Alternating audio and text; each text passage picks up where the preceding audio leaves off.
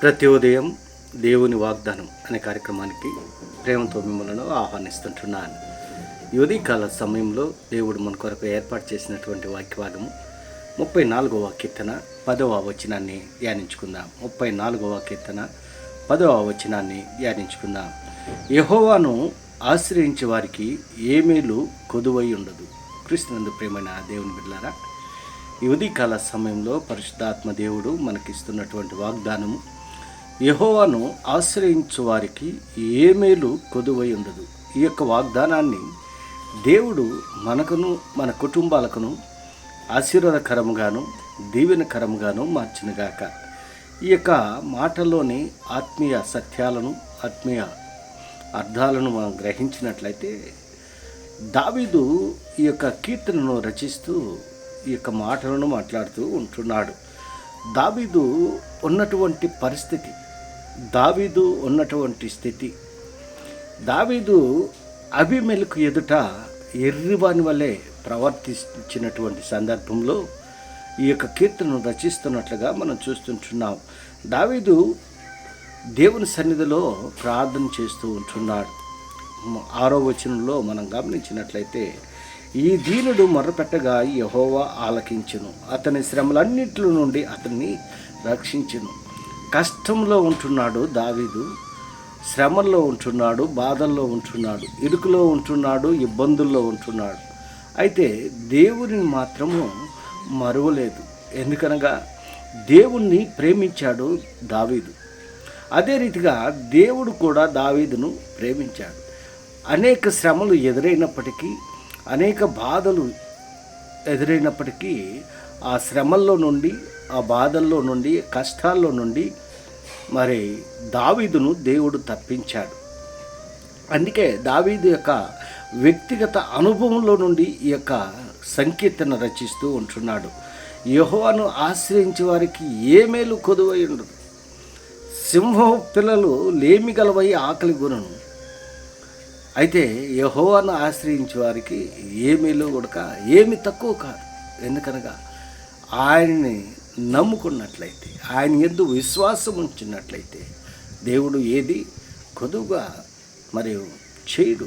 ఎందుకనగా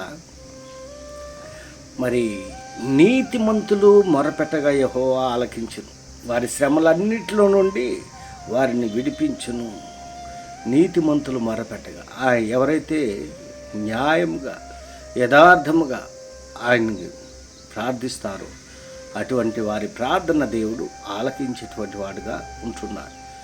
క్రీస్తునందు ప్రియమైన దేవుని బిడ్డలారా, దావీదు మరి యథార్థముగా దేవుని సన్నిధిలో ప్రార్థించాడు, విశ్వాసంతో దేవుణ్ణి ప్రార్థించాడు. అందుకే దేవుడు దావీదు శ్రమలన్నింటిలో నుండి కూడా తప్పించాడు. మరి ఇక్కడ మనం గమనించినట్లయితే, మొదటి వచనం, నేను ఎల్లప్పుడూ యెహోవాను సన్నతించెదను, నిత్యము ఆయన కీర్తి నా నోట ఉండును. యెహోవాను బట్టి నేను అతిశయించుచున్నాను, దీనులు దానిని విని సంతోషించెదరు. మరి నేనెల్లప్పుడూ యెహోవాను సన్నతించెదనని తన మనసులో ఉన్నటువంటి భావాలను, మనసులో ఉన్నటువంటి కోరికలను దేవుని సన్నిధిలో మరి ఒప్పుకుంటూ ఉంటున్నాడు, ప్రార్థిస్తూ ఉంటున్నాడు. క్రీస్తునందు ప్రియమైన దేవుని బిడ్డలారా, దావీదు వలె ఎల్లప్పుడూ దేవుణ్ణి ప్రార్థించేటువంటి వారిగా మనం ఉన్నప్పుడు మనకు ఏ కొదువ ఉండదు. ఎందుకనగా అడగక మునిపే మన అక్కర్లను గుర్తెరిగినటువంటి దేవుడు, మనం అడగక మునిపే మన అక్కర్లను గుర్తెరిగినటువంటి దేవుడు, వాటిని తీర్చేటువంటి దేవుడు, మరి వాటిని నెరవేర్చేటువంటి దేవుడు. ఎందుకనగా ఆయన నమ్మినటువంటి బిడ్డలను ఆస్తికి కర్తలుగా చేస్తానని దేవుడు వాగ్దానం చేశాడు. ఆయన యందు విశ్వాసం ఉంచేటువంటి వారిగా, ఆయన యందు యథార్థముగా మనం జీవించినప్పుడు మనకు ఏమీ కొదువలే.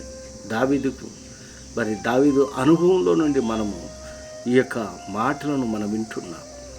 ఎందుకనగా మరి దావీదు దేవుణ్ణి ప్రేమించాడు, దేవుని యందు విశ్వాసం ఉంచాడు. శ్రమ వచ్చిన, బాధ వచ్చిన, దుఃఖం వచ్చిన, కన్నీళ్ళు వచ్చిన, ఏ సందర్భంలో అయినా దావీదు దేవునిపైన ఆధారపడ్డాడు. దావీదు యొక్క ప్రార్థన జీవితం వలన శ్రమలన్నింటిలో నుండి విడుదలను పొందాడు.